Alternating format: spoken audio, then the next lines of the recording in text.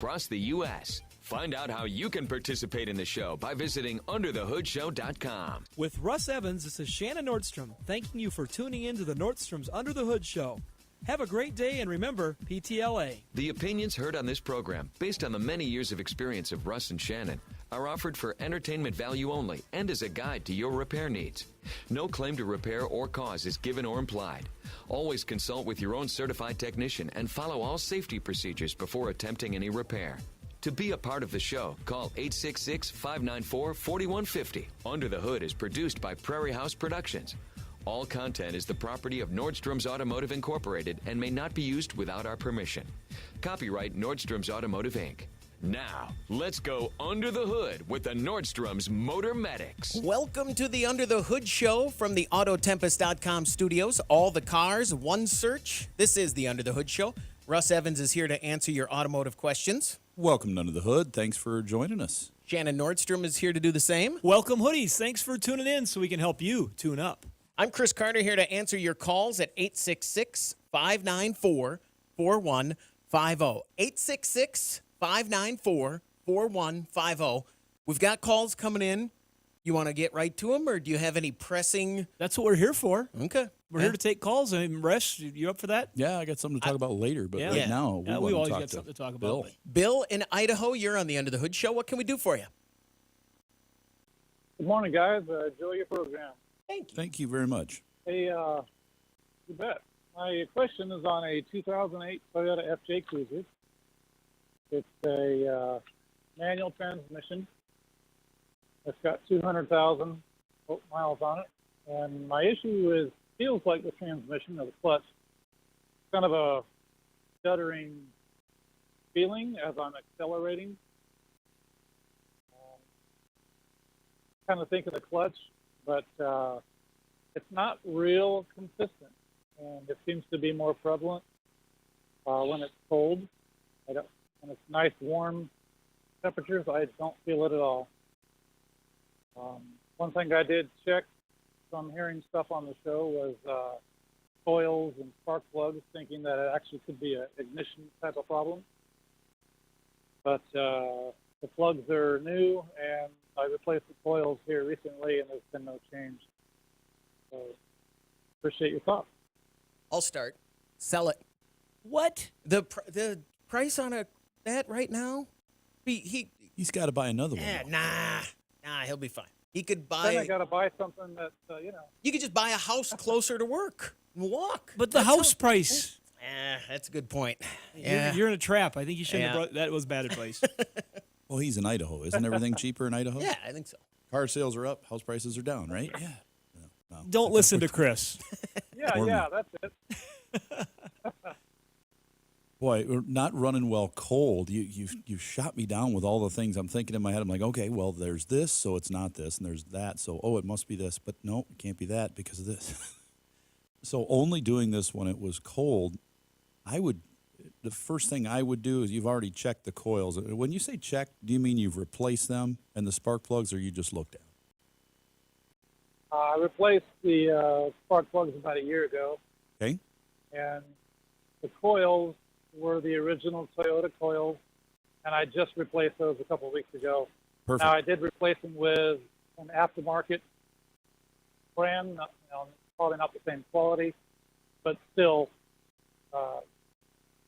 I think if that was the issue, probably would have done up a little differently. Yeah, it would have at least changed. Just one thing I want to just come back on. Was your initial hunch that this was related to clutch? Because you started with that. Was that kind of your initial hunch, and then you just wanted to dispel the ignition type chugging that you'd get under a load? Because if that was an automatic vehicle, we would definitely go that direction because it happens so often. But your initial impression was this was a clutch issue. Oh, I think we just lost Bill. Yeah, because I think he definitely led with that, Russ, and he was trying to dispel a clutch or a transmission issue by checking ignition based on what he's heard on the show before. So if you have a manual transmission, if you stepped on the clutch, it would release it so it would slip. It wouldn't chug. It would just slip. It wouldn't give you a slip, like you're rapidly disengaging and engaging that clutch. So without driving it, it'd be very hard to tell what's going on there. But if he's got a feeling that feels more like coils, where you get more like a trailer hitching kind of thing, where you feel like you're getting pushed and then not, you still could have something going on with the ignition. But to diagnose that further, when we get to this point and somebody's already been through these things at our shop, we're going to put a scanner on it and we're going to read and see what's going on with the fuel trims. So I know if I've got proper fuel and actually put a meter on the coils to see what's going on. I think we got Bill back. Bill, are you still there now? I am here. Okay, we got him back. The question I was asking, and Russ just started saying some things for the hoodies to hear, but not for you. But There's always the podcast. Was your initial impression that this was clutch related, and you went to the coils to kind of dispel things that you've just heard us talking about and other people talking about? Yes. Okay, and so, like Russ was just talking about, that trailer hitching feeling, if you drive the vehicle like in fourth gear or third gear, can you feel anything different, or is it in fifth gear where you typically feel this? I feel it in every gear upon acceleration. As I go to shift, it tapers off. So it's definitely whenever it's under load. And I feel it within, first, second, third gear. As I get up to speed, I'm not feeling it hardly at all. That's good that you mentioned that way, because the less load that's on it, if it kind of eases off, it might actually be, when you say clutch, it might actually be a problem in the drive shaft. We've had a few drive shafts wear out in those, and under a heavy load, the drive shaft will vibrate quite a bit. And then when you get up to a higher speed, the higher the speed is, the less power it takes to maintain that. It's not like when you're first taking off, so there's less of a load on that drive shaft. We get that same feeling with CV shafts in the front of cars all the time. So I would look at your drive shaft before you do anything else. Look at that very closely and see if you've got joints that are binding up on there. And you might even have to take one end of the shaft off and move it by hand and see if it freely turns every direction. If it doesn't, it's going to need a drive shaft.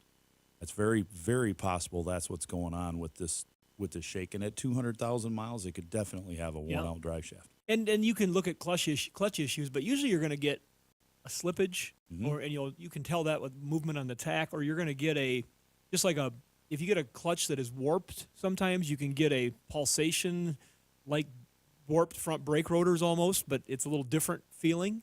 And what he's describing doesn't sound like that. But you always got to look for a leaky remain seal that's leaking fluid on there, and it can make the clutch do something funny when it's got the wet fluid on there, and then it burns it off. I mean, there's things like that can happen too. But I think Russ gives you another idea to check on for sure. Bill, thanks very much for the call. Good luck, and you can go listen to the podcast when it comes out and hear what you missed. Jump on YouTube too. We were gonna give you. I don't think he missed the good stuff. We had a huge prize for him, but he didn't. You had to answer in 3 seconds. The new car, right? The new FJ. Sorry about that. What do you think 2008 FJ goes for on Autotempest.com right now? Oh, I'm going to say with 200,000 miles on it, probably $14,000. Russ? $12,000? Average 15.2. The lowest or the highest mile 2008 FJ Cruiser on there right now has 182,000 miles. 21,000 is what they're asking. I missed that by a little bit. 24,000 is what the other ones are going for there. 24,000 if they have lower miles. He could sell that and live in a large potato. I think he could get himself some sort of a yurt and just live near work. Later on, I'm going to tell you a little more about Autotempest.com's sister site, SearchTempest.com. We're going to take a break. When we come back, we want to hear from you. 866-594-4150.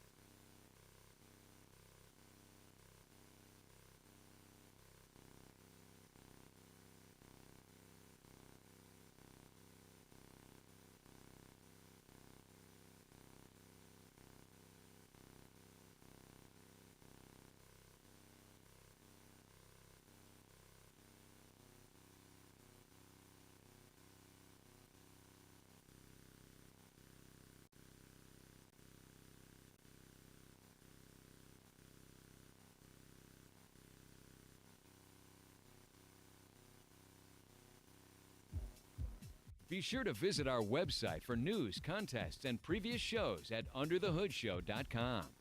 Welcome back, everybody. It's time to get back under the hood with the Motor Medics.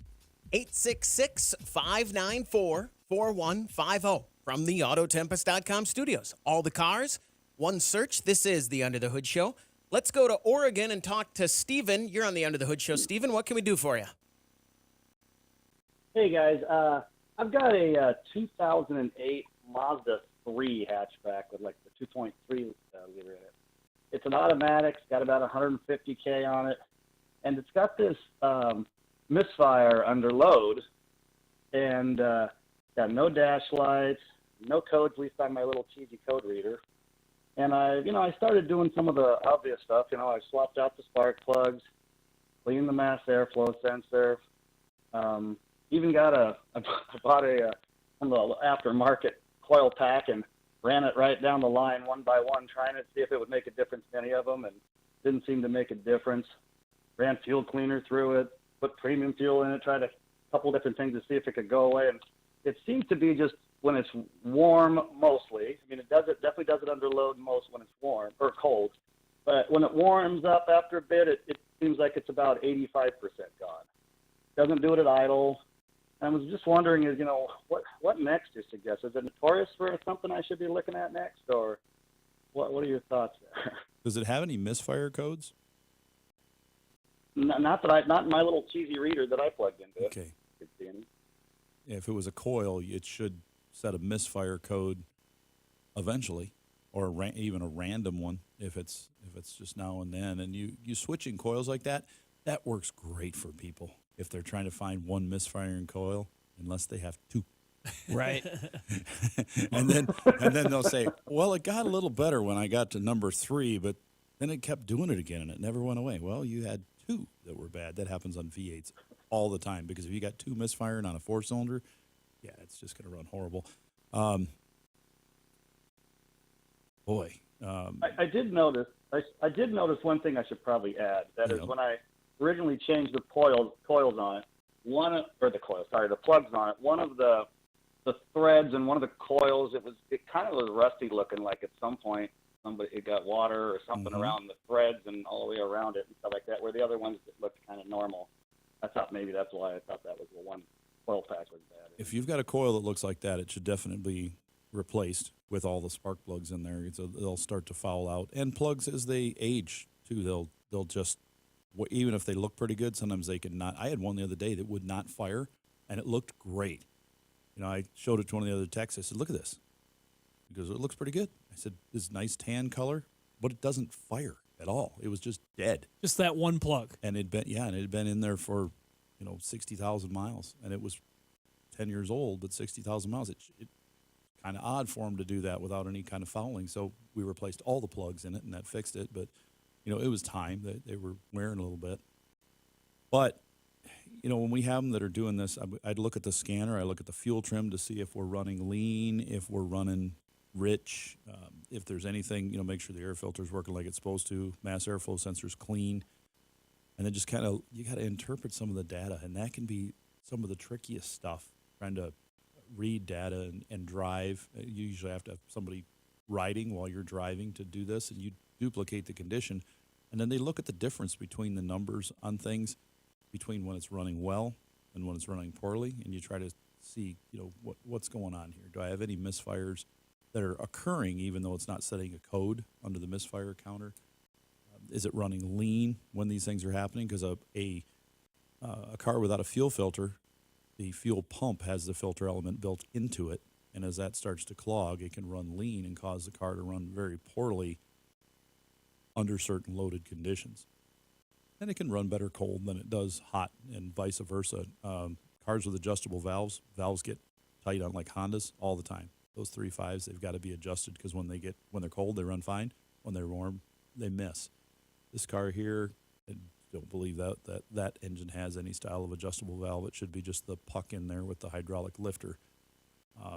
But it could have a valve hanging up. We've seen some valve seat issues on that engine before, so that's a possibility. That get you going in a different direction there, or help you along, Steven? Doesn't get me going anywhere. I think it tells him that. I think it tells him he might have to go to a higher power. Right. Yeah, I think you're going to have to get it in hands-on. I'm realizing I'm giving some generalities. I'm not going right at this. Because Which you could do if it were sitting in front of you. yeah. If I had it sitting in front of me with a scanner, that's where I would start. So I think you're going to have to get a little deeper in. A little more horsepower on the technical side to analyze what's happening. For sure. Stephen, good luck. Thanks very much for the call. 866-594-4150. Want to say hi to Bob on YouTube on the chat. He says Hi, Bob. he's listening to the show. He's a master technician, and it's good to hear. Thanks, Bob. 866-594-4150. Let's talk to Bradley in Kansas. Bradley, you're on the Under the Hood Show. What can we do for you? Right. My brother has a 2004 F-150. It has a 5.4 engine. It's only two-wheel drive. Stuck in a limp home mode. Any ideas? I think he's going to, we're not going to fix it ourselves. We'll end up taking it to a shop. But you got any ideas on that? Yes. There's very few things that we ever see on an 04 F-150 that'll put it into that limp home mode. And it's usually the engine failing when cam phasers are starting to go out. The cam phasers don't really go out. The engine develops low oil pressure in the top end, and then they can't be run by the engine like they're supposed to be. So that is one of the likely issues. If it runs poorly, like when it's sitting there at idle or in drive and it really just doesn't have a lot of power, and it's also in limp home mode, yeah, that would do it with the check engine light on. Scanning it would give you a real quick answer if it has camshaft over advanced, over retard, out of sync. Any of those codes or all of them. That's a bad indication. Now, you can fix these things with a cam phaser lockout kit. That is an option. They make one now that is 50 state legal. You can put it in and fix this problem. You can save an engine that's starting to get some miles on. You got 120,000 miles on one. You just want to make it last longer. You're going to spend a couple thousand as opposed to 3 to 4 times that if you're going to put a brand new reman in it. Just depends on what you want, but that's one of the likely things. On the other hand, if it runs perfectly, as far as you can rev it up and it's got good power, but it's not shifting gears, it's just stuck in second gear for limp home mode, then it's, transmission issue. You could get it checked out. But my guess from what we see, it's rare that we see that happen. It's usually something in that engine along the lines of the valve. Bradley, good luck. Thanks very much for the call, and you have my apologies and sympathy. Here's the only good news in that call. If Russ is wrong, that's good news. That would be great. I mean, news if he for gets him. there and finds out it's something else, that's going to be great. But They can check some things Bummer. quickly with a basic scanner and learn what path they're going down pretty quick. there were a few 04 F-150s, right? I mean, techs are pretty familiar with they've made with the F-150. millions of them is all. I want to know if Bradley has something other than Fords. He does call with Fords He's a got lot. a lot of doesn't He he? likes Yeah. Fords. Thanks very much for the call, Bradley. 866-594-4150. Let's talk to Paul. You're on the Under the Hood Show. Paul, what can we do for you? Hi there. I've got a 2001 Toyota Sequoia, and I took it into the shop to have the frame welded. They spliced in some good metal from where the rusted out stuff was. Anyway, now the truck has got a real dead short. It just sucks that battery, and it's dead by morning. And I went back to the shop there to ask the mechanic if he disconnected the battery or what he did to. But anyway, he's not working there anymore. And so Was not available for comment. Sorry, I didn't mean to laugh at that. Oh. Yeah. Oh. But I was just wondering. I'll get off here. But what are your thoughts on that? Is there a They probably didn't disconnect the battery, or if they did, they grounded to the wrong place. Maybe they grounded right to the alternator. I don't know. Good thing we don't know what shop it is, and we don't want to know. But the first thing I would do on this before anything else, just because I've seen this happen a lot on this model vehicle, just when you park it and the battery's fully charged, disconnect the big hot wire off the back of the alternator, the big power terminal that charges the battery. Just disconnect it, put a piece of tape around it so it doesn't short anything, and let it sit and see if it goes dead. If it does not, put an alternator on it, because that's the most likely culprit in what you have, because if they were welding on it with the battery connected, it's likely that you'd have computer issues, the motor be running poorly, you'd have something, a check engine light, something not working. They're famous for that when you leave it hooked up. But if they grounded to something they really shouldn't had, or somehow created an arc across that field in that alternator, yeah, they could easily kill that alternator. I'd check that first. Paul, thanks very much for the call. As someone who has become very interested in and very familiar with battery maintainers you and lately. your dead batteries. Yeah. Wow. Is that, if I'm having an issue like this, I know I have to get it fixed, but can I use a battery maintainer for a week until I can get it in? Will that help me? Battery maintainers are, for a week, it's a good idea. If it's not smoking when you have the battery, if the battery maintainer is able to keep it charged, it's not that large of a drain. But if it won't keep it charged, right, you should have that. You should not be waiting. You should be getting it in, because you could have a very large. Or if you hook up the wires wrong and it's not charging the entire time it's sitting there, and then. Yeah. I mean, it could happen. That could happen. I'm not saying it did. Good thing they have that backwards protection. Absolutely. You hook it up backwards, it just doesn't charge. 866-594-4150. We're going to take a break. When we come back, we want to hear from you on the Under the Hood Show.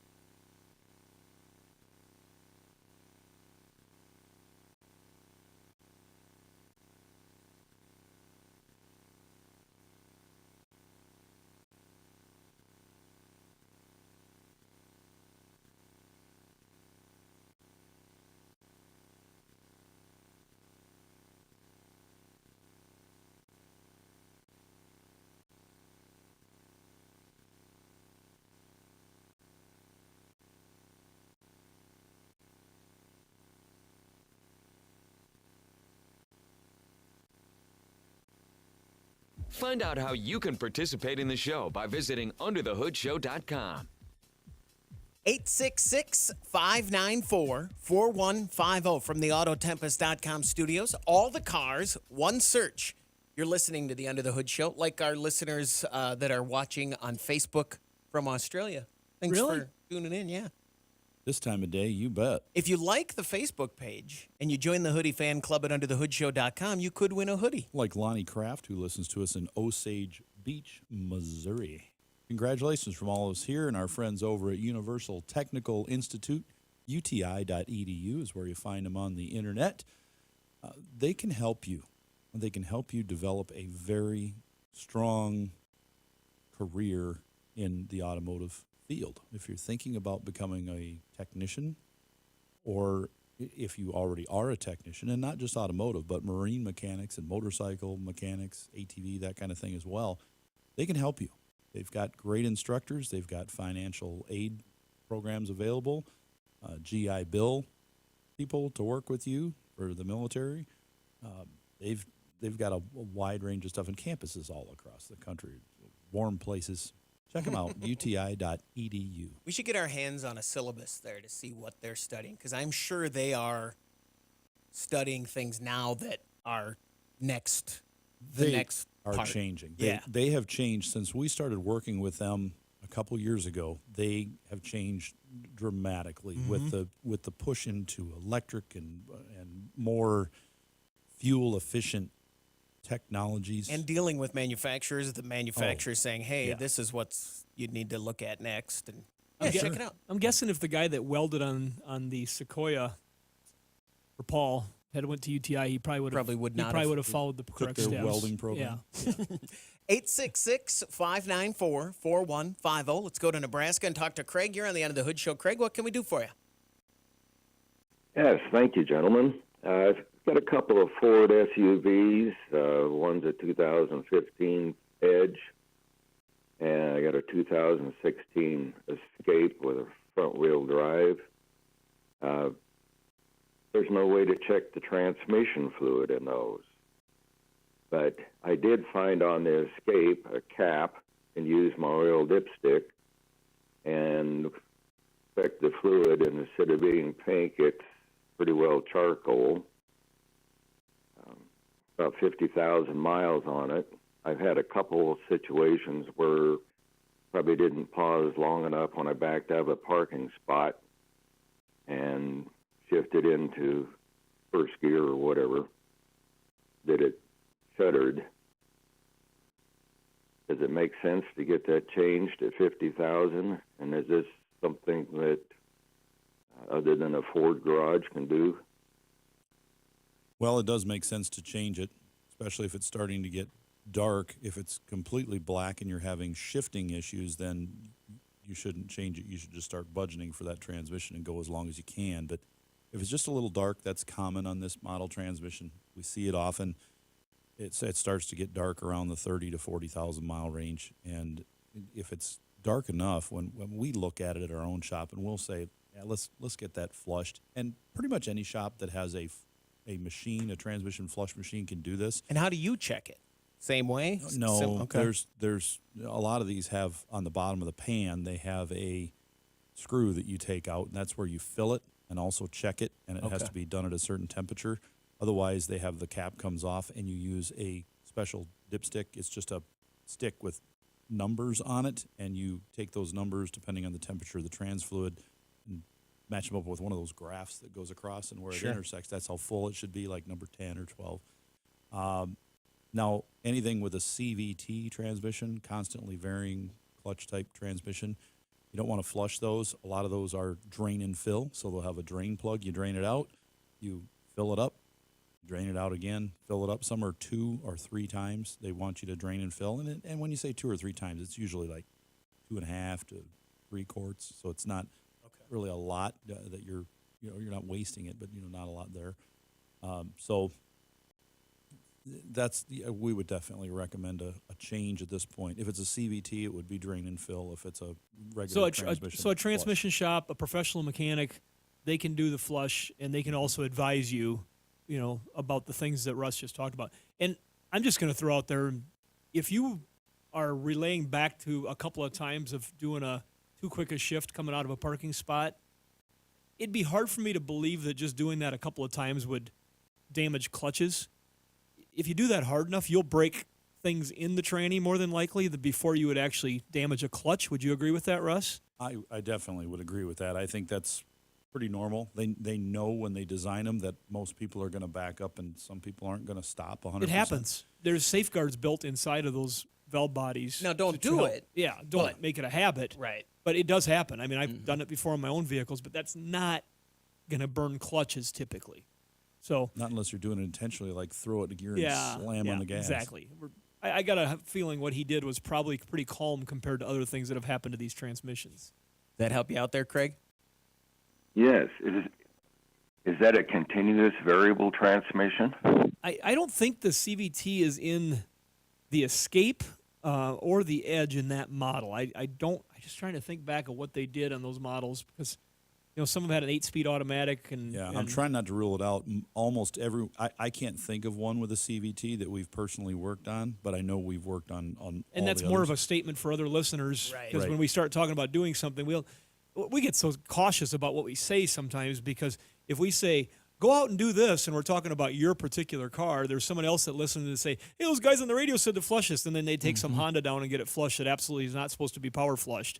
And so we just really got to make sure you consult with a professional, and that's what our disclaimer is for at the beginning. And when and when I bring it in and say that, if I'm going to a transmission shop, they should stop me. Well, I mean, they should know. Right, If you they're come to not our gonna- shop today and say, Yeah. I want this flushed, I'm going to say, what do you got? No, I'm not going to flush that Well, because I and- can open the hood and see what you have. Right. And we'll go and anybody worth their salt is going to go to their maintenance system in their shop. They've got their shop management system, and like our system that we have from Mitchell is loaded with information Right. to help get this stuff right. They spend a lot of money as a company to keep the information inside that system up to date so that the technicians have the most approved maintenance regiments for the vehicle. If they've learned in the market, hey, New Bolton, don't flush this car, it's more than likely going to hit that system pretty quick to say, don't do that. Or, hey, now we've learned that we should use 5-weight 20 oil instead of 020. Throwing out examples that make no sense. But, I mean, that's the type of stuff you're going to learn in an updated shop system that you probably would not pick up just Googling on the internet because there's so many threads that take you different directions. You very seldom get to the most current information. The company that we use has hundreds of people that their only job is to continuously update all these settings, and we're spending like $800 a month on this system. So it's not cheap. It's one thing that professional shops have to have, and we expect it to work. If it doesn't work, we're going to say, why are we paying Get for a different system. Yeah. And that you guys techs, you can put notes in there and ask questions too and search for answers of things that you have too on that, right? You can ask a question. If you have something that just seems really off, you can question it and say, hey, I found this, and you throw it at them. And they'll But you're talking investigate it. more like would be like IATN or something like that, Okay. the technician network where they actually We can do that, communicate too. with each other and throw problem childs out there to say, hey, who has anybody seen this? And- And yeah, that's exactly. more of that IATN, right? Yes, Yeah. International Automotive Technicians Network. Pretty good thing. Craig, thanks very much for the call. 866-594-4150. Let's talk to Adam. You're on the Under the Hood Show. Adam, what can we do for you? I have a question. My ice light, for a while, it had been on. Like, when there was no ice, it came on. And through the period of last winter, it came on when there was no ice. But then, after a while, this spring, it didn't come back on. Is it a sensor? Just that a is second going here bad, or- for our listeners here. I'm You can see assuming it on you're my talking face. about the traction control light, the slippery light. Yeah. Okay, because just for people listening, like, I don't have an ice light on my truck. See, my But- first thought when he said this in my head is, I'm being the listener right now, is I thought he meant the one that says ice possible, drive with caution, that, under 35. Yeah, that's the one. Oh, see, All right. I went a different direction. I thought he was talking about his It's slippery because that's what we're used That- to. We get ice, we get slippery. That light will come on, depending on the car, it's going to come on between when it gets down as cool as 38 degrees. I was going to say 37, 36, somewhere I've in there. seen some of them 38, and the reason they do that is because you might be driving down the highway and it's 38 degrees out, or even 40. Some of the Hondas were 40, but some of the bridges are still cold, so there could be ice on the bridges, so they know that. Oh, and Even when I was driving in the yard, it would do that too. yep, the light should always be on as long Yeah, as it doesn't. It just goes by temperature and Right. range of temperature moving. So if it's like above 45 degrees outside, and it's been that way for a while, and that light's coming on, something's wrong. But we have never experienced a failure in that system at all that would keep just the light on. We have experienced failures with the temperature sensors, Right. and then the temperature gauge in there would also be reading incorrect, like low all the time.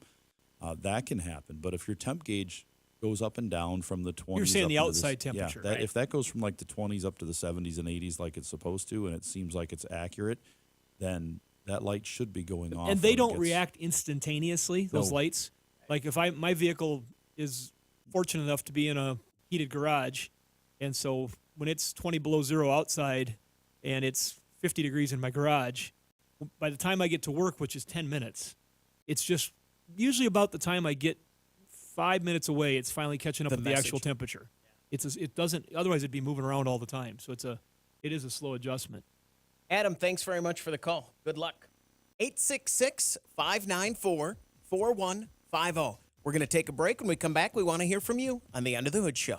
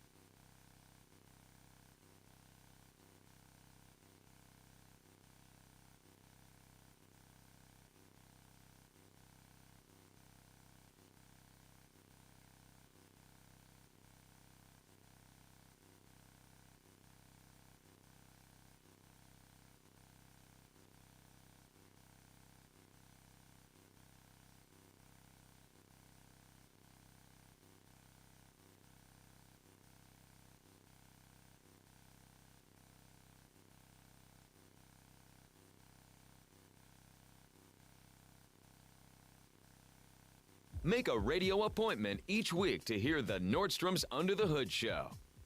866-594-4150 from the Autotempest.com studios. All the cars, one search. This is the Under the Hood Show. Let's talk to Fergie. You're on the Under the Hood Show. Fergie, what can we do for you? Hey guys, I have a 2013 Town and Country, and about a year ago I had a cam sensor, bank one light, check engine light come on. I replaced it, reset the code, worked for a while. About a month ago, I've got 168,000 miles on the van. About a month ago, it went off again. I replaced it, drove it 7 miles, and the light came back on again. Then I'll clear the code again, and then 7 miles, it comes back on again. What do you think? I think it Another might be. bad- I think it might be right. Would it go out in a week or a month though? Well, no, Shannon's probably saying he thinks it's right, is reading something that it says there's a problem there. It's probably not the sensor. Yes, it could go out a second time. Probably unlikely. It's probably more likely that you're having some camshaft failure going on in this vehicle, and there's probably a few little, if you look at that sensor when you pull it out, look very carefully at the sensor and down in the hole and see if there's any kind of metal flakes in there at all. If there are, it's got some issues coming its way, and it could be anywhere from a camshaft and lifters to an engine. But the cams are very sensitive on these things. We replaced quite a few cams in these vehicles, and when we do, they've got a trigger built onto them, and they're magnetic, and they're like, do not get these, don't get a magnet near them, don't bump them, don't drop them, be very ginger with them. This is a 3.6, and they're just for people that are listening. Very careful with them, because if you upset the balance of nature in that thing, it will not read correctly. We've had some where people put cams in them, and they're like, oh, I put them in, and now I've got this cam light, but the engine's running good. Well, that's because there was some damage. So first thing we do, though, would be pull all 4 sensors out of there, one at a time, and just look at them very closely with a flashlight. And if there's metal filings that are stuck to them, then there's something going on in the engine, and it's going to need a little deeper repair. And I'll just say that it doesn't happen to all of them. I recently talked to a gentleman that runs the fleet for a big fleet. It happened to be Furniture Mart USA, and they're running these vans for repair, maintenance vehicles, things like that. I was talking to Justin down there, and when I mentioned to him about the amount of cam failures you see, it was news to him. Mm-hmm. And they've got a bunch of these vans, and they have not had a lot of cam failure problems. And we, of course, see trouble in our industry because we deal with so many of these. I think we've sold, I can't remember, like 60 of these motors in the last whatever days it was. And a lot of the times the problem is cam failure. And so he was telling me his maintenance plan that he puts all of his vans on, and it was a very aggressive maintenance plan to make sure that the oils are getting changed. And also a lot of their vans are getting used on long runs. They're running longer distances out to a customer that might be in a rural area or something to fix their furniture. But I was surprised to hear him say that he has not had a lot of cam failures. The ones that most people think of with a cam failure is that it gets noisy. They'll start hearing the when it's idling, and it's just a little noisier than typical light fuel injector noise that you'll hear when it runs. And if you have that in conjunction with a cam sensor, you got a problem. You got something going on there. Does that help you out there? So what do you think? Change the cams or open it up? Go back to what Russ said. Yeah, first step, pull the sensors out and look at each one of them and see if there's any metal filings on them. If there are, then the next step is going to be a shop's going to need to take a deeper look, and it may result in changing those camshafts out and the lifters. But don't go to that right away. Yeah, don't go to that right away. Yeah. 866-594-4150. Let's talk to Thomas in Arizona. Thomas, you're on the End of the Hood Show. What can we do for you? Good afternoon. Well, I'm not sure where you are, so good morning for me. Fair enough. I have a 2004 Nissan Pathfinder Armada. And about a year ago, the actuator, the little door that controls where the air go out of the different vents on the dash, and where that open and close the vent door from the heat to the cold. And it started going, it went out, replaced it, and it was about $1,100. They said they had to take the whole bottom dash apart. Now it's I found out that there's three, one on the right, one on the left, and it's going out. I turn on the car and you hear the gears grinding. And even when I turn off the car, about 30 seconds later, I hear it running again. So what's the best way to take care of those where it's not so costly? Well, I'm glad you added on the part on the end where you said it does it about 30 seconds after you turn the car off. That's telling me that one of the doors making noise in there is the recirculation air door motor, because that one will close up after it sits a little bit. I believe that one can be changed without removing the entire dash. Don't quote me on that for sure, but I think you can, because some of them you can change without pulling the whole dash out. Other ones you have to take the whole dash out. So if it's just that motor and it can be replaced without pulling the dash, you might have a couple $100 into that. That would be great for you. If you do have one, though, that ever requires taking the whole dash out, the shop should really be telling you right up front, we suggest you put all of them in, because they're $30 or $40 each.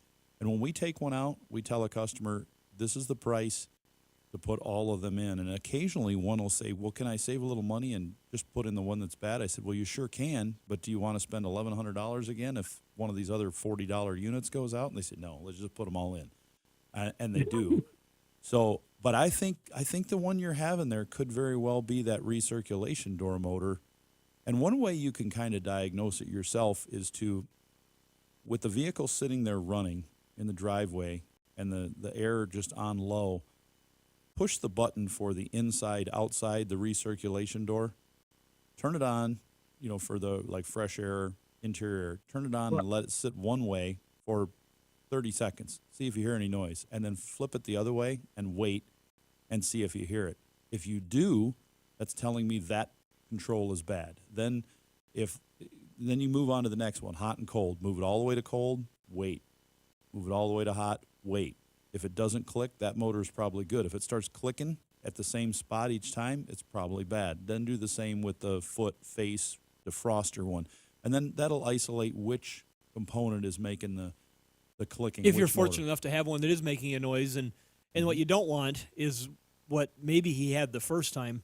Sometimes those things break internally too, if you get a ratcheting noise, but typically there's very few that do, but boy, we do get some of those where they break inside the HVAC box, and then it gets to be a much bigger problem to have to break the dash down. And I've got a Toyota Camry right now that their shop has had up there, and we've looked at it, and this is also something I wanted to just tell people when he was telling this story. When you look on YouTube like I did, I could see that, oh, no, we don't have to take the whole dash out. They were telling me we had to take the whole dash out or to get the heater box out or whatever it was. I was like, no, it looks like you can pull the side console off and get – but then if you look, one with automatic temp control versus one with manual temp control like ours has. Ours is more of an entry-level Camry. It's totally different on how it works. And so the process and procedure that has to be done is different. And so there again, we like the internet for our hoodies to go up and look things and find on YouTube. But boy, make sure what you're watching or what you're reading or what somebody's communicating with you in a blog about is the same setup as yours. I do that all the time on YouTube. When they get to the point where my question was, I just stop. And I go, oh, okay, I just have to hit it with a hammer or whatever it is. You know what I mean? And then if you watch 2 more seconds, but if you have this car, yeah, exactly, Chris, don't hit it with a hammer. You've quit. Yeah. Don't ever do this. And our natural instinct as humans is a hunter's mentality, especially males. We found it. Stop. And so you want to condition that really good solution for you. And then they go tell all their friends that, they told me to do it this way. Exactly. That's the scapegoat. They told me wrong. Exactly right. So you really you see that, that's got to be me. That's what I want. You want it to be you. Yeah. But the fact is sometimes it's not you. I always think when I do that, I always think of the MASH episode where they're trying to defuse the bomb. And they're reading the manual on how to defuse it. Now clip the red wire. Clip. But first... Thomas, thanks very much for the call. 866-594-4150. That'll just about do it for this hour of the Under the Hood show. Did you have... I got something quick. Okay. Easter's coming. And Easter is a great holiday for Christians. We love Easter. Talk about Easter eggs a little bit. And Easter eggs are something manufacturers have become very good about hiding on their vehicles. Yeah. On the new LT6 engine on the C8 Corvette, the Z06, I'm interested. they called it Project Gemini. There are 54 Easter eggs of little Gemini spaceships hidden on the engine. All right, I'm interested in that. Yeah. 2 each because they're all twins. 54 sounds like A too bunch. many. This was this orange sticky note you can see here is from my mother. Sure. And so she got the information from a good source, I'm sure. 866-594-4150. Hour 2's coming up. The Under the Hood Show is brought to you by SearchTempest.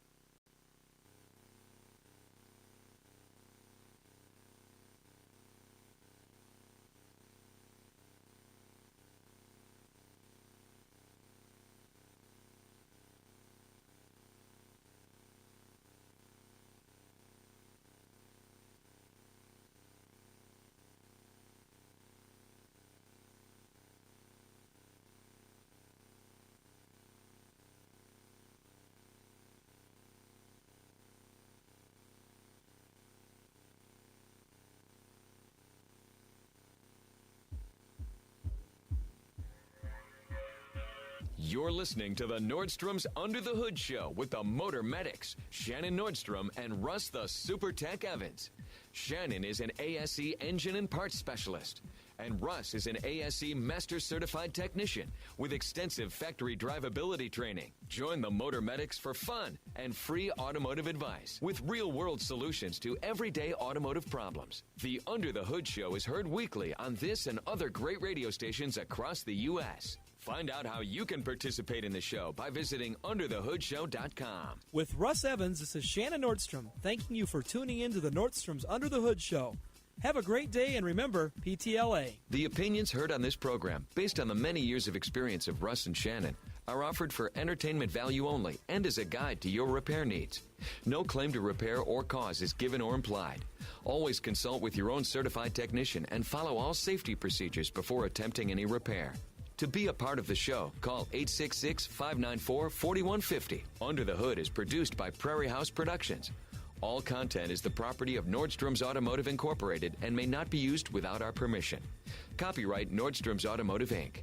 Now, let's go under the hood with the Nordstrom's Motor Medics. Welcome to the Under the Hood Show from the Autotempest.com studios. All the cars, one search. Russ Evans is here to answer your automotive questions. Hello, everybody. Thanks for joining us under the hood. Shannon Nordstrom is here to do the same. Welcome, Hoodies. Thanks for tuning in so we can help you tune up. I'm Chris Carter here to answer your calls at 866-594-4150. During the break, we had some calls coming in, so let's get right to them and go to Pennsylvania and talk to Don. You're on the Under the Hood Show. Don, what can we do for you? Yes, thank you for taking my call, and I've listened to you for quite a while. A 2008 Ford Escape with the 3.0 engine. I was driving it home one night with around a half a tank of gas, and all of a sudden it started, the engine just started running rough. And so I proceeded to go on, and it cleared up, and it was running fine, and then all of a sudden I was going up a little grade. The whole instrument panel lit up, and it shut off, and it wouldn't start again. You didn't like that, did you?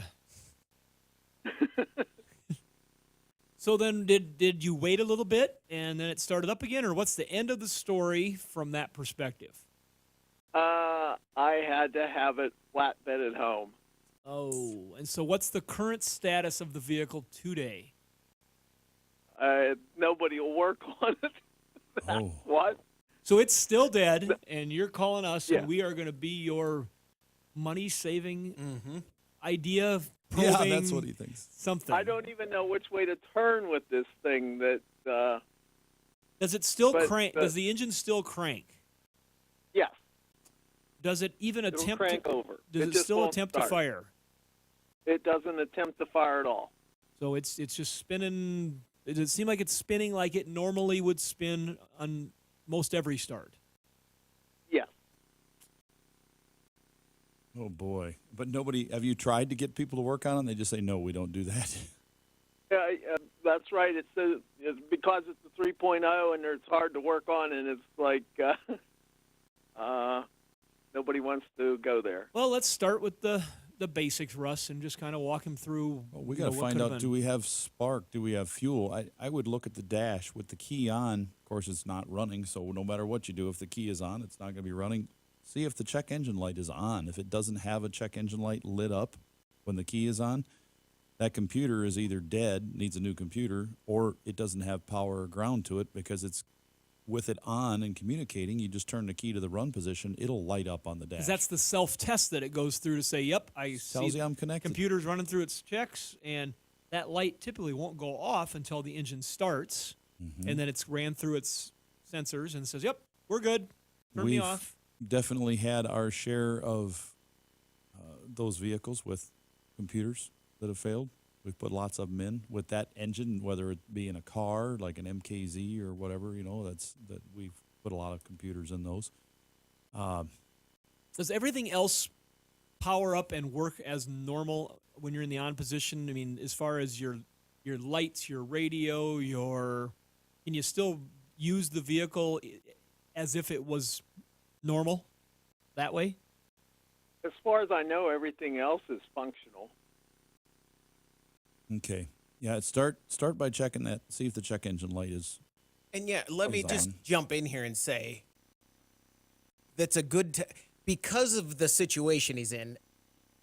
As far as he knows everything, but that is something you would, if you go into it with the idea to check those things, you Well, you might wanna notice something. Yeah. That's a start. Well, you want to find out if it's a base power issue, Mm-hmm. you know, whether an ignition switch or you know, something in that circuit had just decided to flat out die. A wire fell off down by the starter that's a Right. hot wire, or you know, but he's got the power to the dash. Russ is thinking, yeah, definitely check engine light. I just told somebody in our own shop to do that the other day with a car they're having problems with. But I like to know, all right, yeah, I got lights, I got a radio. You know, I can hit the brake lights, they come on. I can turn the blinkers on. I mean, the radio turns on. It just won't. The functioning of the Right. car is working right. That tells me that at least the ignition power is most likely doing what it's supposed to do. You know, that doesn't guarantee that it's going to do what it's supposed to do when you get to the crank position and you know and run, but it's at least doing what it's supposed to do to get power to the circuits. And then now Russ's next step is, all right, is it cycling when you try to start it? Are we checking computers? Is it going through that system? Now, if you find it's not doing that, you can stop right there, because then you definitely need to go look at, all right, let's get a wiring diagram. Let's find out what powers this computer. Let's make sure. And sometimes you don't even need a wiring diagram. You can just get out underneath the hood and just start looking. Go look at where the battery's at and make sure if there's any of those extra wires that come off the battery and where they go, if you can follow them to see if they're all in good shape. Corrosion, move them around, wiggle them. Just start wiggling stuff on the main power harness and see if it goes. You know, start doing some of that stuff you can do yourself. If you've got a place where you can see, like, maybe your washer bottle's leaking and there's a wiring harness that runs underneath it, common stuff that can happen for corrosion and different problems. What could he, you know? And I will tell you, this vehicle's only got 40-some thousand original miles on it. Yeah, wow, that's pretty precious. Russ, could he lose enough coils that it would suddenly just do that? He could lose one coil, and that will short the computer and destroy the driver in one of them, but it could also take the whole thing down where it wouldn't run, because once it dies and a couple cylinders get loaded up, it just won't crank anymore. We just had this happen a week ago in our shop where we had 2 coils failed. We pulled them out, and they were burnt up and exploded. You could say they were just swollen up inside, and that killed the computer, and the car would not run. So we had to put all 6 coils in and an engine computer. Very common. There's actually a service bulletin from Ford, you know, and people say, well, you sure it really needed a computer too when you put the coils on? And this show them the service bulletin that comes with the new computer that says all coils must be tested or replaced. It comes with the computer when you buy it. Yeah, and because if you have any issues with this computer caused by coils, we won't cover it. We won't warranty it. So they're very adamant about that. So it is possible you're just driving on the road and you lost one coil and it took out the computer. That does happen. Okay. So they should be changed. And on that vehicle, that's why people are hesitant, because the back row of coils is it's tough. You got to pull the intake manifold off the top, but it's not the end of the world. I mean, there's a lot of things worse to change on cars, but if he finds that he's got, okay, let's just walk this through a little bit further, and then we're going to have to turn him loose in the wild. But if the check engine light comes on and it does that cycle, let's make the assumption he's got power going to the computer, and then you're going to want to check your fuel to make sure you've got enough fuel pressure. And you could do the basic check, just find the Schrader valve on the rail and just see if when you're cranking, if you've got fuel spray, be careful. I mean, get a pressure gauge. They're cheap. Know, that's the way you should do it. They're cheap. Yeah, they used to be a big deal, but now you can pick them up pretty regularly.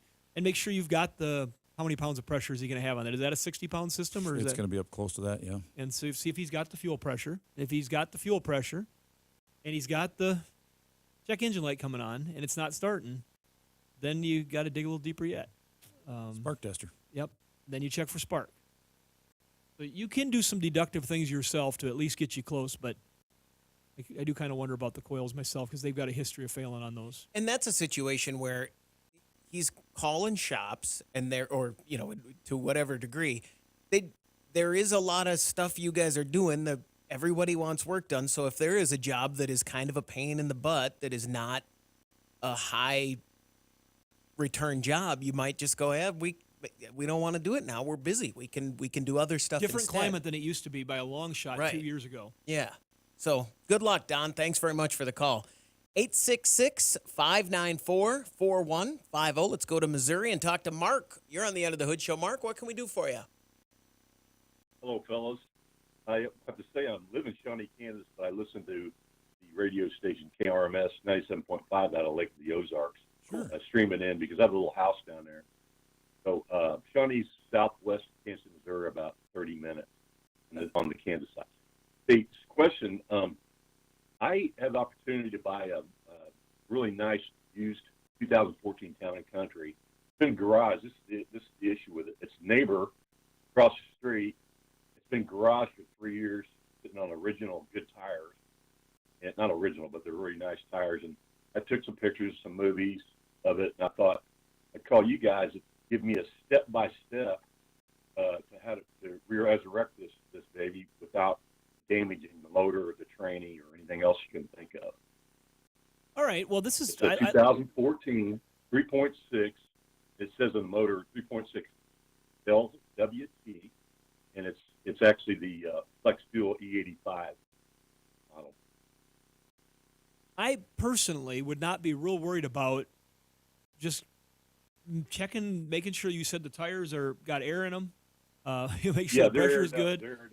And the fuel system, if it's been in a garage, that's getting to be quite old. You might put How long has it been sitting not running? 3 years. 3 years. Oh, excuse me, 3 years. Yeah. Literally 3 years. Yeah. Why did they put it away? Just parked it one day Well, and okay, these are some timers. Okay. And that means they leave the car down there, you know, Sure. and they're older, and they just kind of neglected it because they have not come back to their house for 3 years now. Okay. I just wanted to make sure it wasn't parked for a reason. Is that garage heated by chance? I mean, it doesn't get that cold down there, but it does get No, cold. but okay, you know what? It's in Florida, and it's garage, and of course the average temperature in that garage is going to be 75 to 80. You got a lot of you got a lot of humidity if it doesn't have air conditioning. So I would change the oil. I would change the oil, and I would put a fuel additive in the fuel if you could, or maybe if it's not full of fuel, I would put, say it's got a quarter tank in there, I would put some fresh fuel in with that.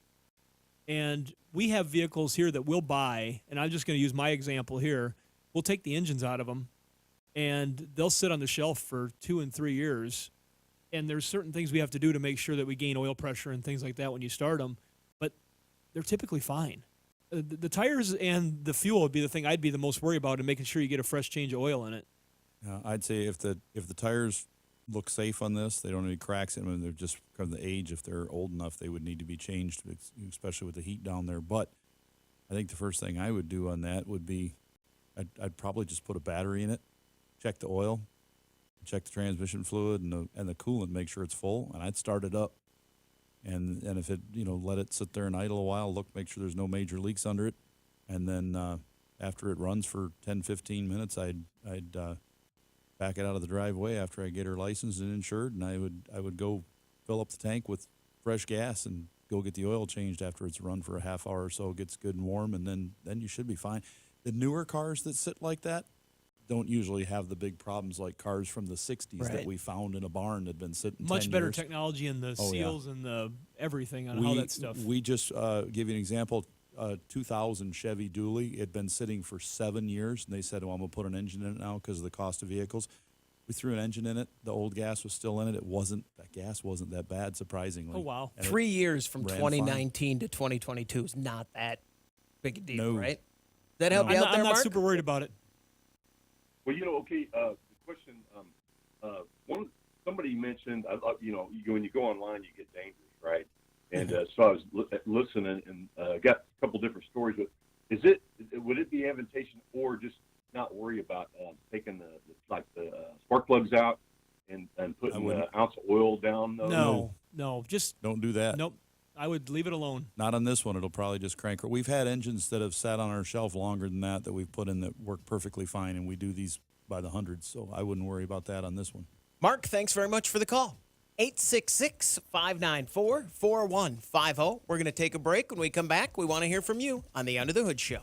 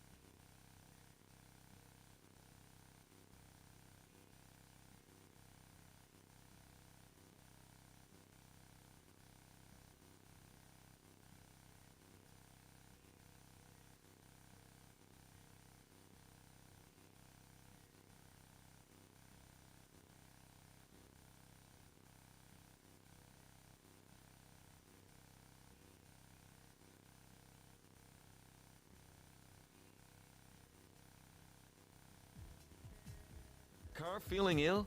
Don't want to spread it to your wallet? Call the Motor Medics now for free advice. 866-594-4150. From the Autotempest.com studios, all the cars, one search. This is the Under the Hood Show. Now let's talk to Jared. We'll go right here. Jared, you're on the Under the Hood Show. What can we do for you? Morning, guys. How's it going? Fantastic, Jared. We are live. Good. Hey, I got a complaint. I was watching the YouTube stream, and part of the Bald Guys Club, I was so jealous of Russ's head of hair on there, so I had to stop watching. Yeah. Welcome to my life. Yeah, let me rip off my piece, and I'll show you what that. I'm with you. We have got the complete spectrum here in this room. We have got 4 guys in this studio, and 3 of them have no hair. Mm-hmm. Yep. Well, 2 of them have no hair, but... Well, yeah, it doesn't... Oh, Doug is feeling offended there. But we had to go there with the hair. That's all right. I deal with it. Well, thanks again, guys, for taking my call. I just had a quick question on a 12 Impala. I put a remote start in it, and now I'm getting some intermittents where that won't see the security of the key. And, of course, if I hit the remote start, it'll start right up. I don't want to disable the it's a T-harness that I did. I don't want to pull that T-harness off and then be stranded. Was curious on your thoughts of if I should pursue it farther or just do the Chris fix where it just do the remote start if it ever happens. So I think it's time for an ignition switch.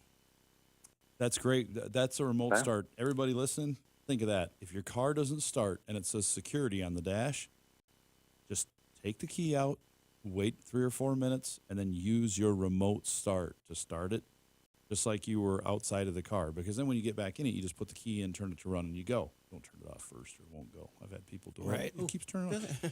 So it's a great way to tell what's going on. In your case, well, we know we've got a problem with the security sensing the original key. And if the key is not broken, physically broken, they're usually fine. It's usually that dash ignition switch. It's got, as the tumblers pass by, a little sensor in there. That's how it does its sensing. So you replace the lock cylinder and the little sensor that's inside. You get the whole assembly. And I just switched it out so you don't have a problem with this. If this is a good car you think you're realistically going to be driving another 5 or 6 years or something, or selling at some point because it's running good, just get a new switch. But if it's falling apart and you know you're only going to drive it another 6-8 months because it's rusted out or something, and you just do the Chris fix and drive it and keep starting it with a remote start. I'm guessing it's in pretty good shape if you just put a remote start on it. it is, yeah. I got the drone remote start Shannon's been raving about, and I love it. So yeah, no, it's a good one. Yep. Yeah, that sounds like where you're going on that one. So that's as long as you don't have like a wife that's late stage pregnant, you can always wait 3 or 4 minutes. I would just use the remote start till the only problem there is eventually it stops all the way, right? It doesn't end with you using it for 3 or 4 minutes for the next 10 years. There comes a point where it just stops. Yeah, you got to do something about it eventually. Fine, Jared. late stage pregnancy. Yeah. You went there. Go get it fixed. 866-594-4150. Let's talk to Todd. You're on the Under the Hood Show. Todd, what can we do for you? Well, good morning, gentlemen. I've got a 2004 Honda CR-V that I recently acquired. It's in really good condition for its years. Got about an average of 8,000 miles per year. The guy that owned it before took pretty good care of it. But it's got a little engine shudder if I'm driving at a constant speed at around 1,500 RPM at about 35 miles per hour. And if I take my foot off the gas, it goes away. If I give it a little bit more gas to accelerate past that RPM range, the vibration goes away, and it doesn't do it all the time. I'm hoping maybe you got some ideas that could point me in the right direction. Is my math right? 150, 60,000 miles? About 144,000, right around there. Okay. That's kind of like on Shark Tank when they say, what the equity is and the percentage, and you're sitting there trying to figure it out and get your phone out. I just watch it to watch the people squirm. Yeah. I hate to say coils, but it's so common on those when they're doing this and the cars get to that certain age. That's one thing you got to look at because of your RPM range. Also, this vehicle, CV shafts on this are bad at that mileage about getting worn and under a load. They'll do that. One place you can Yeah, really I thought that myself. yeah. How about when you're going That's around what I a thought. ramp? Well, if I give it a little gas, pardon me? How about when you're going like around an exit ramp and trying to accelerate a little No. bit? Does it do it there too? No, it doesn't. And I've only noticed it really if I got like the cruise control on going about 35, like say down 57th Street, Sioux Falls there. It just, I get a little drone, a little shudder in it every once in a while. And when I'm going down the interstate above 65, I get some vibration as well. It sounds like an ignition kind of in miss. the seat of your pants. Sounds like an ignition miss under that moderate Yep. load of cruise control. Yeah, really leaning towards ignition miss. Yeah, on we that. talk about that a lot, and people I know have told me, "Is that all you guys do? Is tell people to get fuel pumps and coils?" But I mean, it's so common, and people want to sometimes think more complicated, but it is so common that we see tune-up that. stuff. Yeah. A lot of people just don't tune up vehicles anymore, which is coils and plugs basically on these new ones and fuel system cleanings. They just wait until the problem An develops. issue, yeah. And usually that's fine in most cases. They'll start noticing this. They get it checked out. They get it fixed. Because it could be anywhere from 80,000 to 200,000 before it's really needed. And if you got to spend, let's say you got a F-150 and a full set of coils on one and plugs and everything is $950 or $1,100 at real money. at a shop. Yeah, that's a lot of money. So if it could fail anywhere between 80,000 and 200, just drive it until Right. it's getting to that point, but then get it fixed right away when it does happen, so you don't cause any engine damage. Save Todd, that money. Thanks very much for the call. Good luck. We're going to take a break. When we come back, we want to hear from you. 866-594-4150. The Under the Hood Show is brought to you by SearchTempest.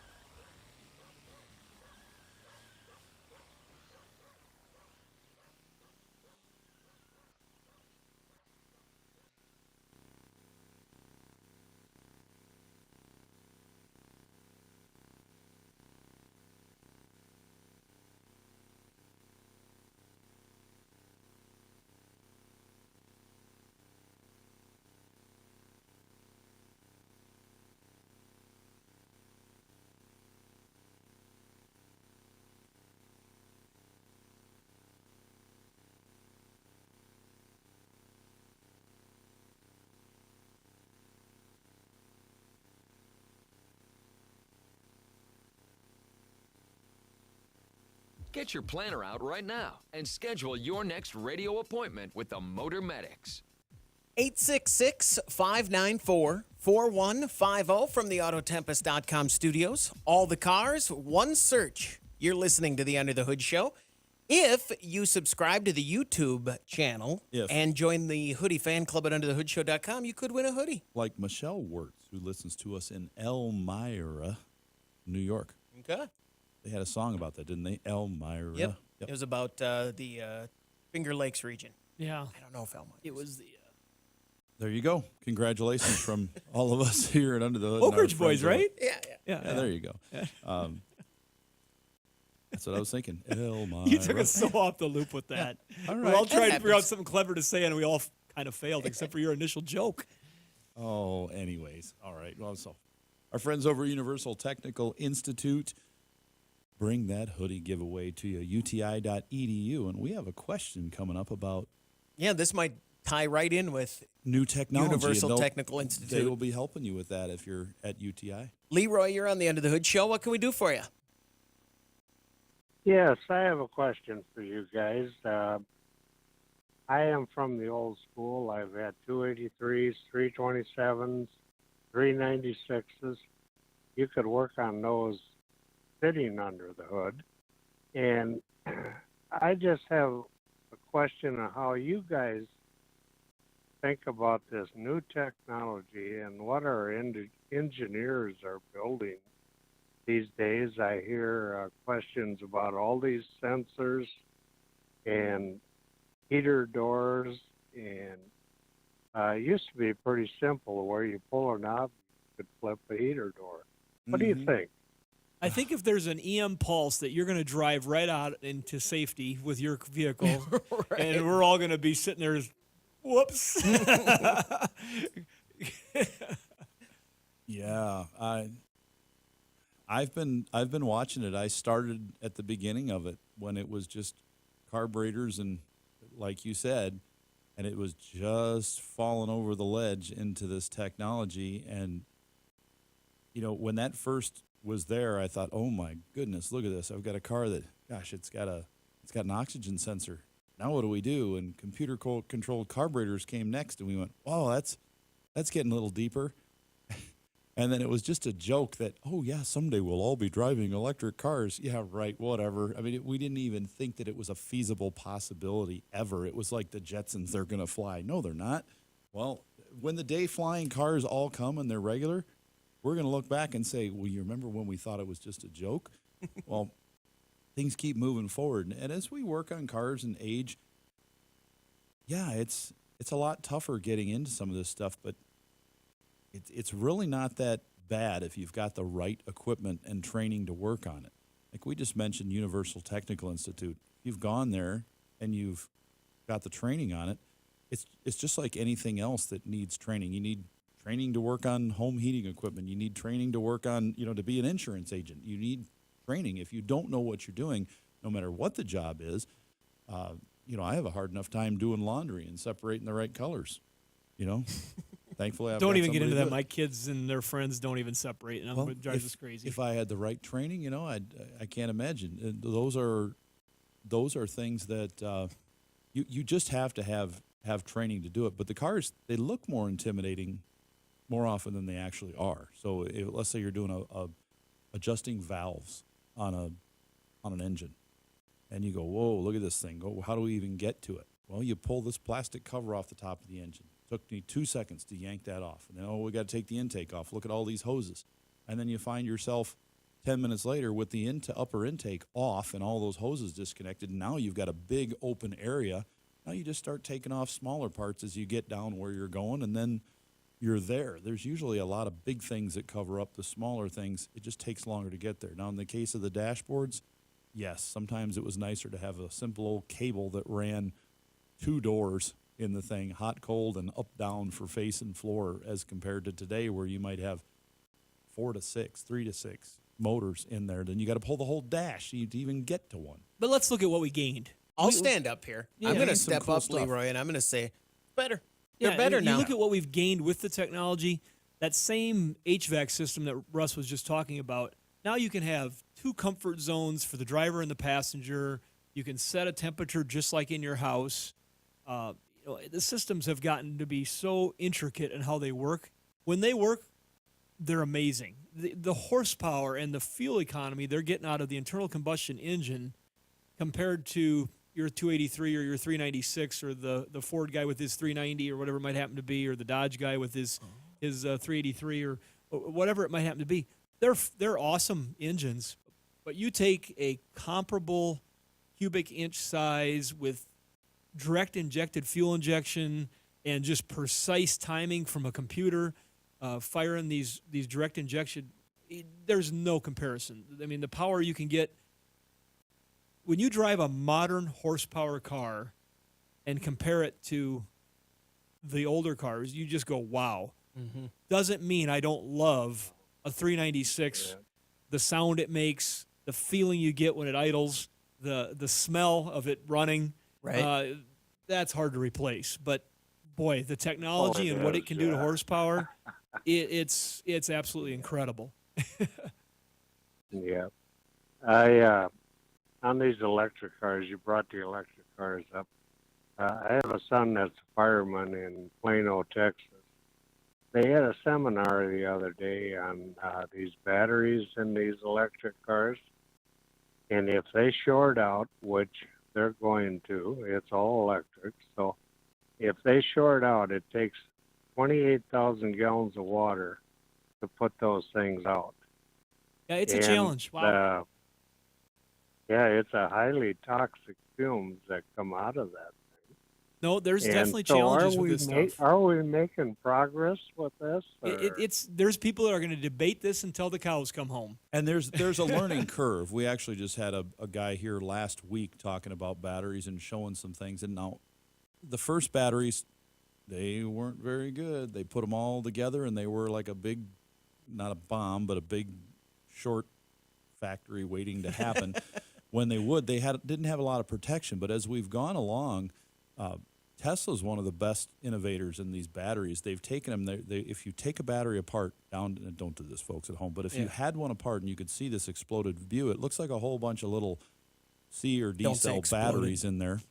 And all these little batteries in there are now, a lot of them are in certain brands are individually protected. So if one cell shorts out, then it's cut off from the rest of the pack, and the rest of them take over, and the computer can monitor and see which portion is out and how many and where it's located.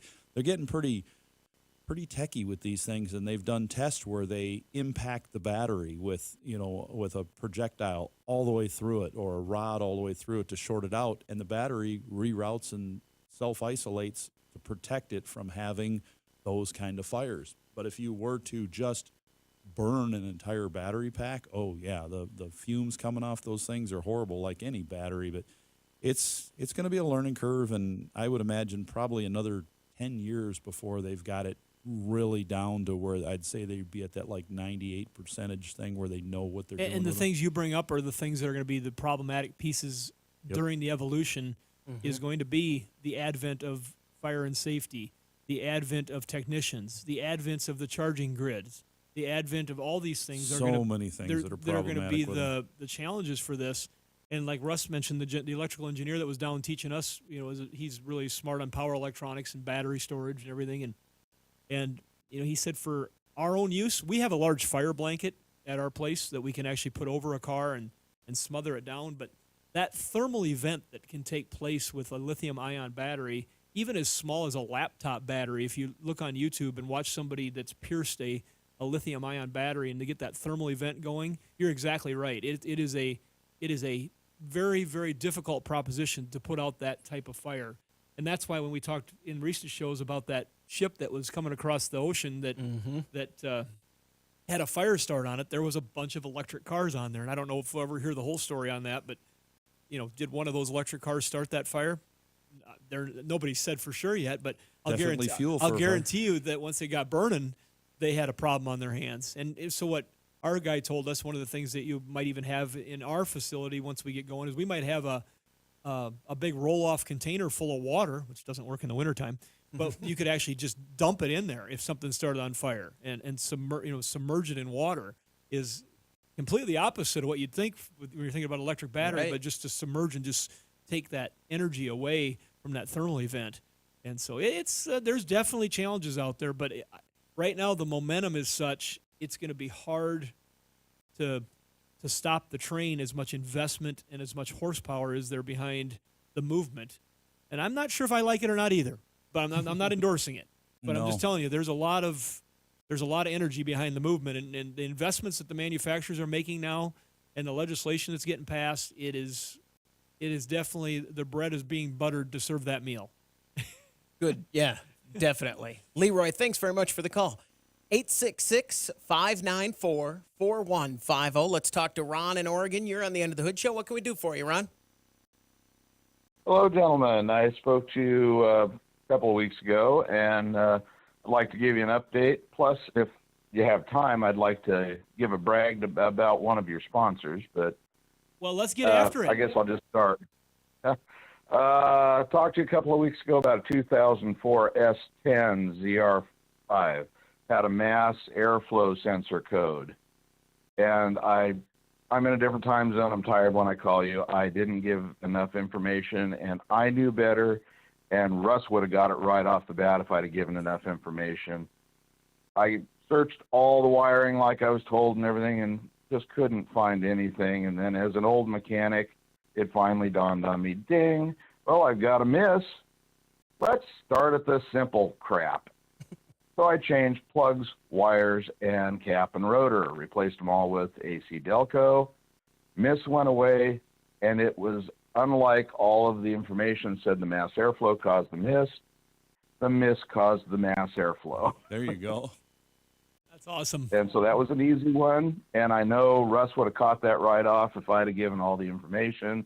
And as I said, I should have caught it right off, but I didn't. Well, thanks for the update on that one. So what do you, well, I want to hear which sponsor you're going to give the shout out to. This is always fun. And nerve-wracking. Well, it's a couple of vehicles, and like Leroy was talking, I know what to do with 327s, 396s, and Shannon said he loves this.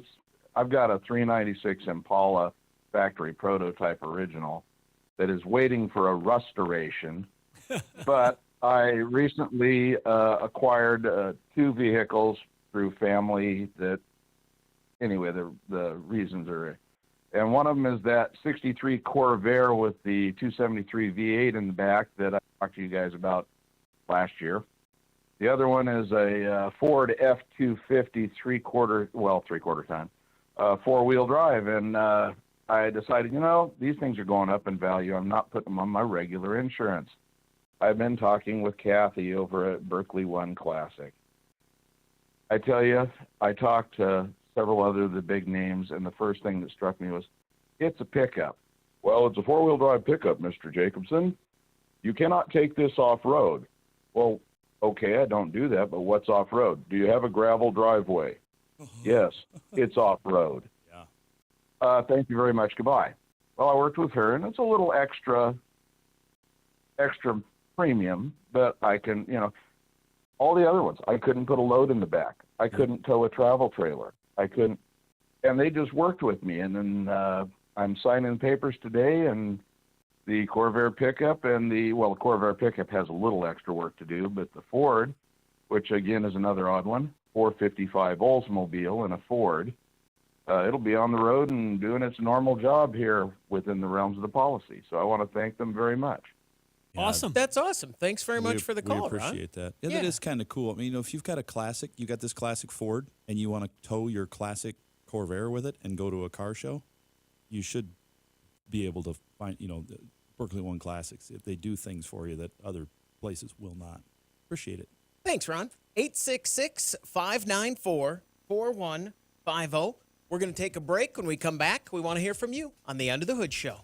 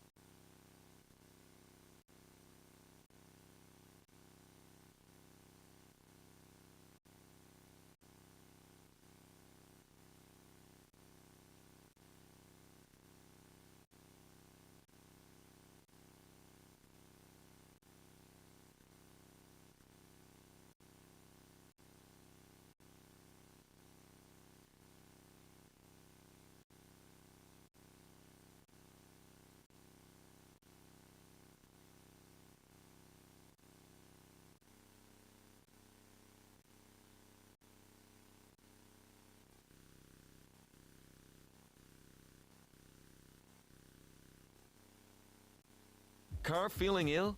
Don't want to spread it to your wallet? Call the Motor Medics now for free advice. 866-594-4150 from the Autotempest.com studios. All the cars, one search. This is the Under the Hood Show. Let's go to Missouri and talk to Gino. You're on the Under the Hood Show. What can we do for you, Gino? Hey, thanks for taking my call. You bet. I have a 2014 F-150 with 225,000 miles on it, 5.0 V8, and I want to change the O2 sensors. I was wondering if I can clean the catalytic converters with anything while I have it open. You said it's a 14? 14 with a 5-liter Coyote. Coyote. Which one is it, Chris? I say in the engine, I would say Coyote. I think I only say Coyote for University of South Dakota. I think that's the only time I say Coyote. Who did a great showing in the women's NCAA. Mm-hmm. It was awesome. Okay, I digress. I would not spray anything in there ever like that for cleaning. But if before you change the O2 sensors, the only thing that'll clean out a catalytic converter that we've seen, there is a product called TerraClean. We get it from our Justice Brothers representative, and it's an actual machine. And then the TerraClean product that goes in it, it's run through the engine with this machine. It cleans the fuel injectors, the back of the valves, which is problematic on some of these vehicles, on direct injected vehicles especially. And then that'll clean converter beds quite well on vehicles. But if you're just changing the oxygen sensors on it, it would just be a straightforward unbolt them, put them back in. Make sure the threads are clean when you're putting them in, but other than that, I wouldn't worry There's about nothing that anything you've inside. ever done or heard people doing or tried to do. I mean, people have tried to do a lot of things, but Right. anything normal that you would spray in, because you may not even get near the part of the catalytic converter that matters where the oxygen sensor might be at. No, you wouldn't be able to get enough flow through there to do any good. Does that help you out there? Yeah. Another quick question. Those are pretty seized in there. Is there a good way to loosen those, get those out of there? Well, so there's a couple problems that go on there.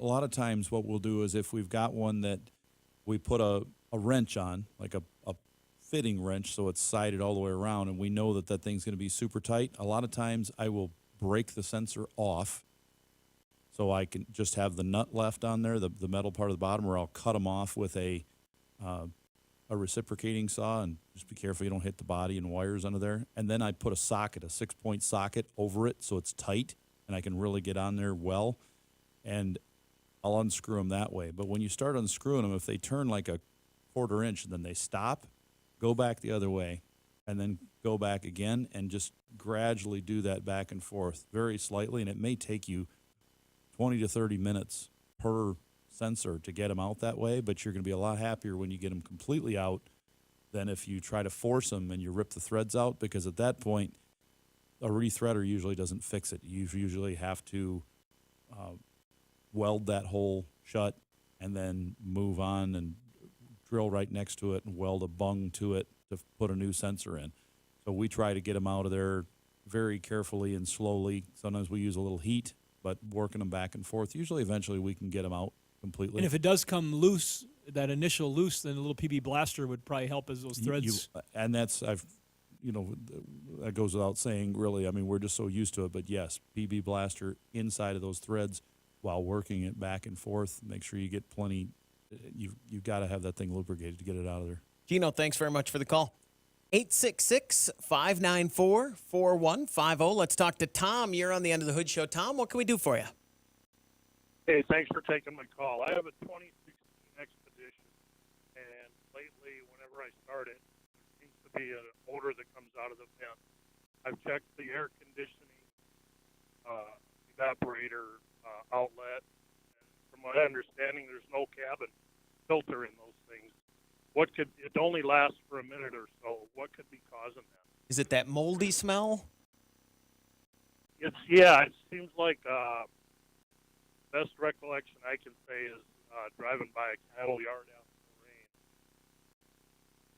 Yeah, I would say you probably got some bacteria in there, and they make several different cleaners that you can get for these things that spray inside it. You go down to the bottom where it pulls in the air for recirculation, put it on recirculation, turn it on high, and they make a thing that looks like a little bug bomb type thing, and you press the button down and let it sit there, close the doors, and it sucks this into the vent and spits it out the top vents and cleans all that bacteria out of there.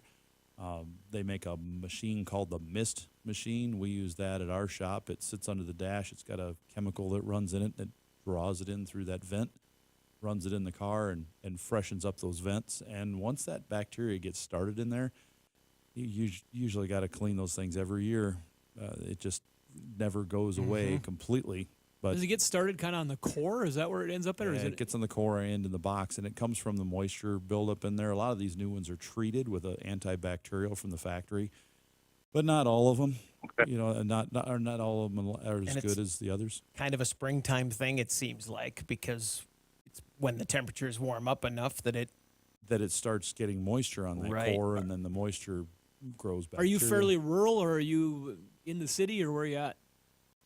Rural. Yeah. Never discount the opportunity for a rodent to have made its way into somewhere, regardless of the vehicle. That one, though, you smell that one. I know. I'm just throwing it out there, in this case, I'm just throwing it out You're there. right. Yeah. Irony, have either one of you two here in the studio, have you seen the car in Sioux Falls from the the pest extermination place? It's the VW, it's yellow, and it looks like a mouse. I don't think I have. I don't think so. It's got a big tail on it, and big mouse I can ears. definitely say I definitely know. It was at a place called Truly Nolan, and if you're from the South, you know exactly what that is. If you're from here, I say Truly Nolan, and you go, You've said it before, and now you say it again, and I'm still in the same reaction. Now it's called Anderson Pest Control. There we go. So one of our good customers, he brings in his Volkswagen Beetle, nice red one. I'm working on it. As I'm working on this thing, something's just not registering, and I'm figuring out what's going on. The AC didn't work. I figure out what's wrong with it, and it's a wire that's been eaten by a rodent. And all of a sudden, it struck me. I'm looking in the fenders going, yellow overspray. The car was originally red. This is the bug car. It used to be the mouse, and he's changed that company to a different name now, so he has painted it back the original red again, but it was eaten by mouse, and he cracked up when I said, you know what the irony is of having a car from a bug? Have you seen the bug car, Doug? Yeah, there you go. It's over off of, so it's the mouse car. It was but so that's kind of irony that your car that looks like a mouse. That's asking for it, I Then think. he told me it had been stored in a garage out on a farm or something for like a year, and I said, there you go, rural. Shannon hit it on the head. And then I think the rodent smell is different than the mildew smell. Oh, but there is that, when you do have that problem, you do have to. Just don't rule it out. That'll do it for this hour of the Under the Hood Show. Until next time, you can find us at underthehoodshow.com. Thank you for liking and subscribing to our YouTube channel and being part of the Facebook page. The Under the Hood Show is brought to you by Sturtevant's. For Russ Evans, Shannon Nordstrom, I'm Chris Carter. Thanks for joining us on the Under the Hood Show.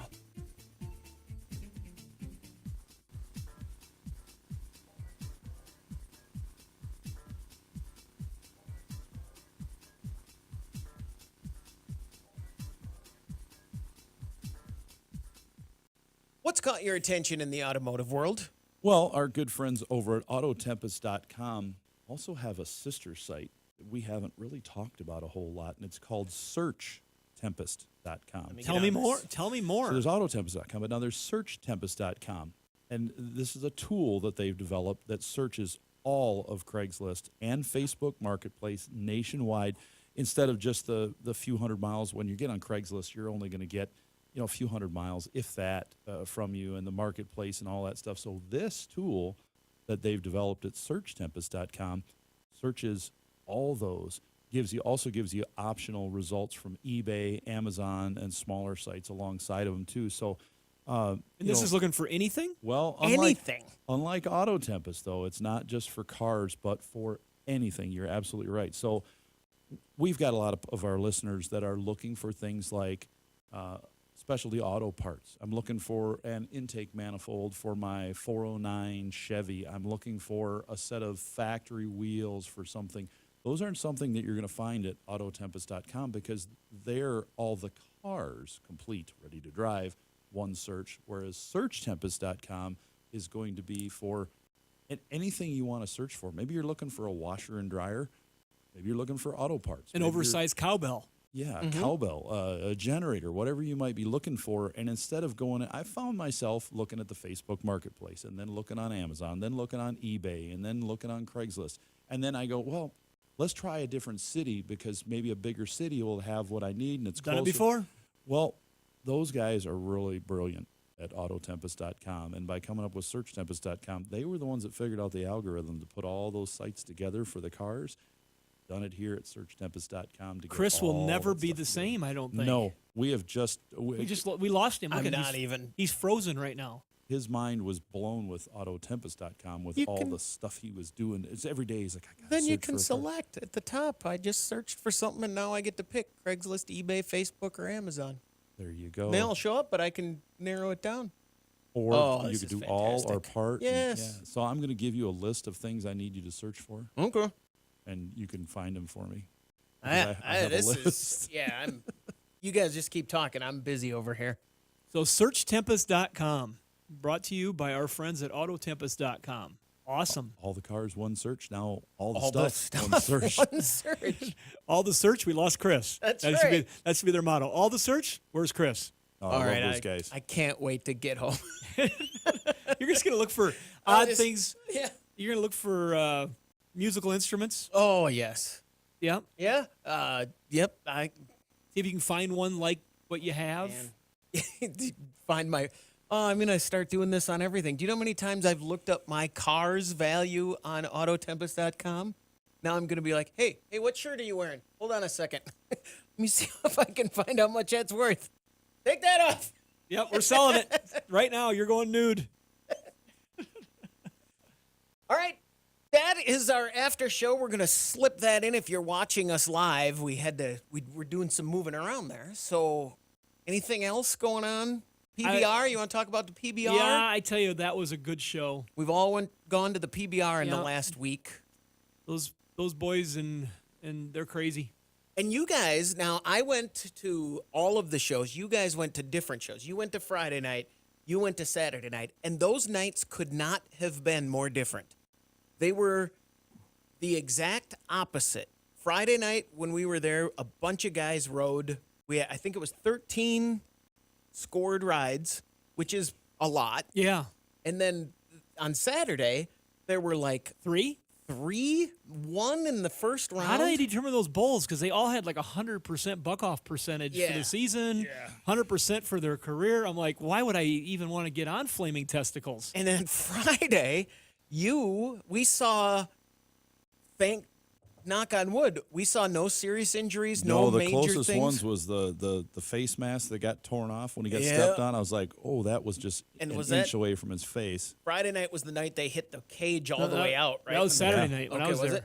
And the They guy went got up the to the bowl shark just cage. went straight out. Yeah. And then as he was turning, the guy got rammed into the steel cage they have in the center. That's out in the middle. Yeah. How he didn't break. And then Saturday things. night, there were no complete rides, one scored ride until towards the end. And then in the last three riders, two very, very serious injuries Yep. that stopped the show. And if you've never been to the PBR and you have no interest in bull riding, still go. It's the most amazing. I would say probably a third of the people there never would have gone to that. They're like, I don't like that, and then they loved it. And the entertainment they provide too, which is also safety, is great. I mean, that rodeo cowboy that's been doing this for years, he is way older than you think he is. Frank Newsom. Yeah, how old is that? 47. Guy? Yeah, I mean, and he's a bullfighter. He's the one who throws himself in front of the bulls. That guy, we call him the rodeo clown, but he still moves like he's probably 20. Very entertaining. He is very entertaining. Very entertaining. Great. I mean, I got some great pictures of Chris with. Yeah. Anyways, but the whole thing. I mean, he knows what he's doing. I mean, there was one thing where the cowboy was headed right at the center, and he's coming after the guy because he'd already been thrown off. He's like, he's going to get him, and he just took off his hat and he got the bull right in the head, and he was distracted just long enough so he could grab him and yank him up on top of the. Yeah, no, it was fun. I think Stand. for Chris, the most dangerous part of the event was just Saturday night getting up the steps. Yeah, I had a guy attack me. I was in the lobby of the arena, and some guy came and jumped on my back and almost choked me and was gonna. He thought it was funny. Yeah, I guess he thought it was funny. It's a guy I know, and he thinks he's funny, and he's not really. And both me and his wife were like, "Dude, that's not." It's like you're old. That's not funny. It was Shannon. I'm Shannon walking came through- running up. Our goal is to get there to see Chris and Doc, kick off the show. And of course, I was late. Yeah. I was late enough that Chris was not only not introducing the show, he was walking from the rodeo grounds through the lobby to go up the steps to his seats. And that's where I'm like, hey, there's Chris. I guess, have you done it yet? No, I just finished like a few minutes ago. Tammy could have saw it. I was parking. Okay. They even got entertainment before the show. They had the all the little booths out there in the hallway, and they had the Marines, United States Marines were out there with the pull-up bar like you've seen at the fair and stuff like that. And my wife jumped up there and did knock several of them out, and the guy just kind of looked at her like, because she says, "Can I do that?" And he's like, "Yeah, okay, go ahead." And I can see Michelle just pumping them out. So after, she does that a lot. So and after that, a couple like fat old guys that were like in their 30s, but they weren't young, strong Marines. They were like, "Oh, I can do that too," and they're like, We joked a couple times while we were there. We had the one year we had our seats were the closest one to the exit chute for the Bulls. So the Bulls always ran past us almost every single time. And we had a situation where we don't know if it's his hair or what, but my son had very long red hair at the time. And the red is just coincidental, I think. Still but does. but it was really long then. Yeah.